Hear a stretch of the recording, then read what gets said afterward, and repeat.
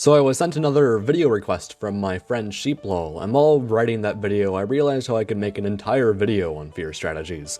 So that's what I'm gonna do now. Despite there being videos on the subject too, none of them go into any serious depth, and I think that's sad, because there exists a ton of depth to the subject. As such, I'm going to do what many others fear, and cover fear in as much detail as I can. Most of you likely know what FEAR is, but for those of you not in the loop, it's an acronym standing for SwSh Endeavor Quick Attack Rattata, or that fucking evil annoying rat, and it involves a level 1 Rattata using all these moves to KO even a level 100 Pokemon in just 2 turns. The setup isn't perfect though, as it falls to Sandstorm, Hail, Spiky Shield, Rocky Helmet, Iron Barbs, Rough Skin, Dazzling, Queenly Majesty, Burn, Poison, Leech Seed, Substitute, and opposing priority moves. All these things can break Rattata's Focus Sash and therefore make the strategy worthless. But I've yet to even address the worst problem with the strategy, which is that Ghost types are immune to normal type moves, and with that, all of Rattata's moveset. So now that I've explained that, you must be wondering if any other Pokemon can perform this strategy to a greater effect, and to that I say yes! However, before I get to that, I first want to list off all the Pokemon who have access to Fear while only having a normal or fighting type move. Just a quick note, I'll have the minimum level requirement and specific move needed for each Pokemon on screen as I go through these. Anyhow, the Pokemon who fit that prior category are Mankey, Poliwrath, Doduo, Trico, Tailo, Chimchar, Starly, Baniri, Lopunny, Shaman, Cottony, Whimsicott, Archon, Bunnelby, and Zeraora. The next category are Pokemon with Feint, a move identical to Quick Attack, but with the added bonus of bypassing protecting moves, along with having a higher priority than most priority moves. These Pokemon are Pikachu, Hitmontop, Zangoose, Chesnaught, Hawlucha, Bounsweet, Passimian, and Marshadow. An added bonus to this is Togekiss, who learns Extreme Speed, a move which has the same effects as Feint without bypassing protecting moves. Next up, I want to go through all the Pokemon with priority moves which affect Ghost-type Pokemon, which I didn't realize was something that wasn't really necessary to make a separate category, because, like, Endeavor's a normal type move. So, like, why did I make this a separate category? But oh fucking well, we'll roll with this anyway.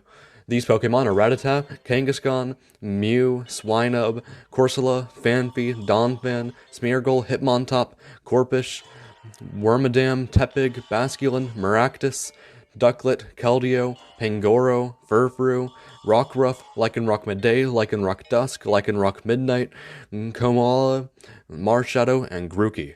To quickly list off about the specifics of each move, Sucker Punch can hit every Pokemon, but only if they're attacking you, and given how status is one of the best ways to deal with the strategy, it makes the move significantly more inconsistent than any normal or fighting type attack. Aqua Jet, while being able to be a move which can hit Ghost types, is not one that you can hit every Pokemon with, as the Water Absorb, Storm Drain, and Dry Skin abilities block it. Shadow Sneak, while being able to hit Ghost types, can't hit normal types. Another note is that Marshadow's Ghost typing grants it an immunity from all normal and fighting type priority moves. Grassy Glide similarly affects every Pokemon, except for those with the Sap Sipper ability. Lastly, Bullet Punch and Ice Shards are the only moves mentioned that can hit every type of Pokemon.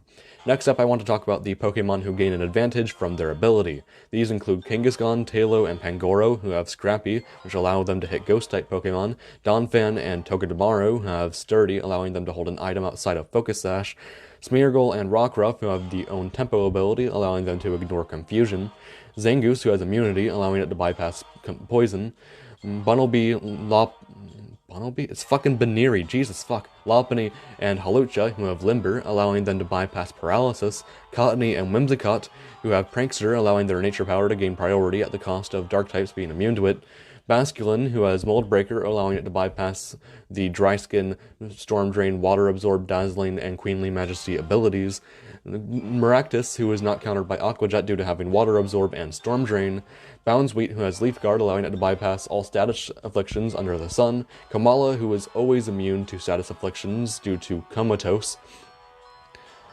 Finally, there's Grookey, who has Grassy Surge, which can give priority to its Grassy Glide at the cost of it being countered by other terrains. So now you must think we've covered everything, but we've yet to, as now we had to talk about the Pokemon who gain an advantage from their typing. I swear to, this is the last category.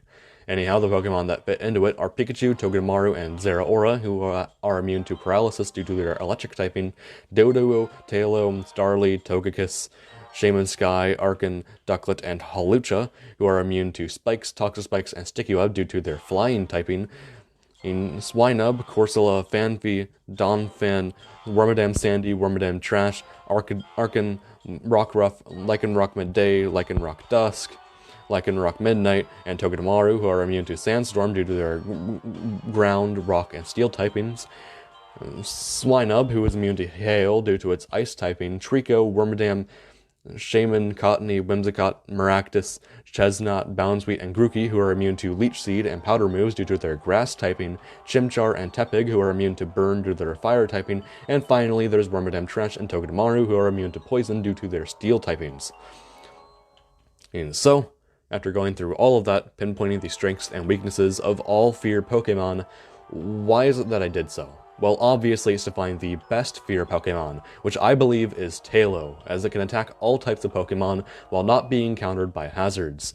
However, if you want to pick that can't hit ghost types, then your best option is Donphan, as its Sandstorm immunity and access to Sturdy makes it the only one on this list who can potentially sweep. With what else other than Shell Bell, which I'll explain in more detail later into the video.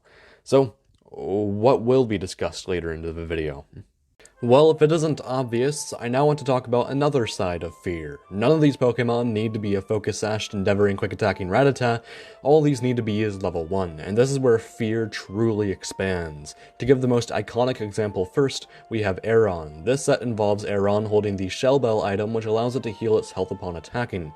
And when combined with its ability Sturdy, it allows you to survive any attack at full health. It can then spam Endeavor to its heart's content as the Sandstorm does the rest of the damage. Now this strategy is somehow even worse than F.E.A.R Rattata, and the reason why is because it not only shares its same flaws, but also has to deal with the fact that Rock, Ground, and Steel types are immune to Sandstorm, and that setting up Sandstorm puts Aeron at a massive risk of dying to hazards before it can even get the chance to achieve anything. And the fact that this set is outclassed by that Donphan set I discussed earlier truly does say a ton about how overrated it is as a whole. If you want to innovate F.E.A.R, though, then this isn't how you do it. But now you may be wondering how innovating F.E.A.R even can work. And to do that, let's look at yet another iconic example. F.E.A.R Cottony is a Pokemon we've already discussed, and while Nature Power is cool and all, I think the Prankster ability can be far more useful. And that's what this set plans to achieve. By using Leech Seed, you can heal off the damage dealt to you from your opponent, and then spam Substitute until their health drains to 0. That's better. What's better too is that if your opponent decides to pull any tricks like switching out or using a status move, then you can just spam Double Team. Finally, Endeavor is an option if you want to end things fast, but I'm guessing you're a sadist, so you won't.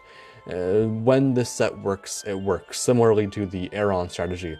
However, it's also not very good. Firstly, this set is countered both by Dark types and by Grass types, for the reasons I've previously mentioned, along with all the other weaknesses you'd traditionally expect from the strategy. Sure, it's far less than Aeron's weaknesses, but when 2 entire types counter you, then you may as well use Aeron instead, which is like probably the worst thing I said in the script, because like Aeron's countered by 4 fucking typings, so why the fuck did I write that down in the script? It doesn't make any fucking sense, like, Jesus fucking fuck. Anyhow, so if that's the case, then will we ever find a good F.E.A.R strategy? Well, we'll have to find out. Well, I mean, the answer's no, but I'll get to explaining Magnemite anyway. F.E.A.R Magnemite involves abusing the combination of Thunder Wave and Swagger, and simply hoping your opponent either gets paralyzed or hits themselves in confusion as you recycle your berry juice back. Something that's only made possible because it has Sturdy. I'm just going to ignore the fact that both electric and ground types can't be paralyzed by Thunder Wave, or how you'll even likely run out of PP before you even KO one of your opponents, because the most glaring flaw is that it's stupidly reliant on luck. Sure, you can spam Double Team to increase your chances of not being hit, but that's where the PP issue just comes back. This set is simply horrible, and it makes even the Aeron and Cottony sets look good by comparison. But what if I told you that not all hope is lost? What if I told you that there exists a good F.E.A.R strategy? While these sets can't sweep, they still perform an important function for their teams. So what do? Well, these sets do well at setting up hazards and Trick Room. The most well-known of these is likely Pineco, who can set up 2 layers and spikes guaranteed, along with being able to spam Pain Split, either to whittle down your opponent's health or potentially get up more layers. This is possible due to a combination of Sturdy and Berry Juice. This set becomes even better too with other moves such as Rapid Spin and Toxic Spikes. Overall, Pineco is the only good F.E.A.R Pokemon here, and can function surprisingly well on Hyper Offense teams. It's not even the only one of these that can do this, as Nosepass can do the same with Stealth Rock, and even reflect opposing hazards with Magic Coat. So that's the hazard side of things. Next up we had to discuss Trick Room. There are plenty of Pokemon who can perform this function, and the best are Ghastly, Mischievous, Ralts, Shuppet, Duskull, Pumpkaboo, and Inkay, who can set up the move on the first turn and then use Trick Room's inverted speed to use Destiny Bond the next turn, with the hopes that your opponent will attack you and take down both entities. What makes this strategy subpar, however, is how you have to hope your opponent will attack you, when they either will just stall the Trick Room turns out, or just KO you with a status move instead, which nullifies Destiny Bond's effect.